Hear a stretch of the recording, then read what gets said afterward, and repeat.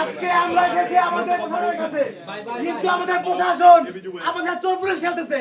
তারা হচ্ছে তালা মেরেছে, দেখেন তারা আমার বিশ্ববিদ্যালয়ে আমি ডাকসুর প্রতিনিধি, আমি কেন আসতে পারবো না? চলচাতুরি করছে, আমার গেট তালা মারতেছে, এত সাহস টাকার গেট কেন তালা মারবে তারা? অনেক সুশীলতা হয়েছে, অনেক নিয়ম মানা হয়েছে। আমরা বারবার করে লিখিত আবেদন দিছি, আমাদের গত 35 বছরে ডাকসু ফান্ডের হিসাব বুঝাই দিতে হবে।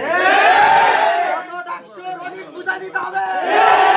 আমরা বারবার করে নিয়ম অনুযায়ী আবেদন দিয়েছি, প্রায় 3-4 বার ট্রেজারার অফিসে এসেছি, কিন্তু অত্যন্ত দুঃখজনক যে ট্রেজারার মহোদয় মিডিয়াকে বলেন এটা নাকি তার দপ্তরে না।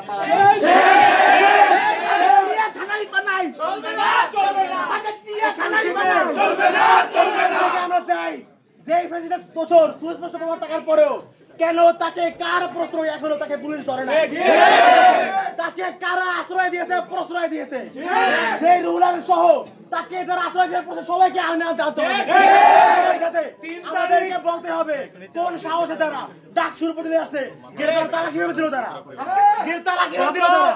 2024 সালের 3 আগস্ট যারা ফ্যাসিবাদের পক্ষে মিছিল করে আমাদের প্রেসিডেন্ট মহোদয় যাকে বলেছেন যে নিজে ফ্যাসিবাদের দোষর, তারা মন্ত্রণালয়ে কাজ করছে, ট্রেজারার অফিসে যে কাজ করছে, সেই রুহুল আমিনকে বিশ্ববিদ্যালয়ের ক্যাম্পাসে আর একটা মিনিট আমরা দেখতে চাই। সে জানার পর ব্যবস্থা নেয় নাই। সে আমাদের লিখে বলেছে যে সে সার লাগে অফিস অচল, অফিস অচল হয় না আমরা দেখবো। আপনি কিভাবে একটা দোষরকে চিহ্নিত দোষর তাকে কেন এখন অফিসের মধ্যে বহাল রেখেছেন? আপনি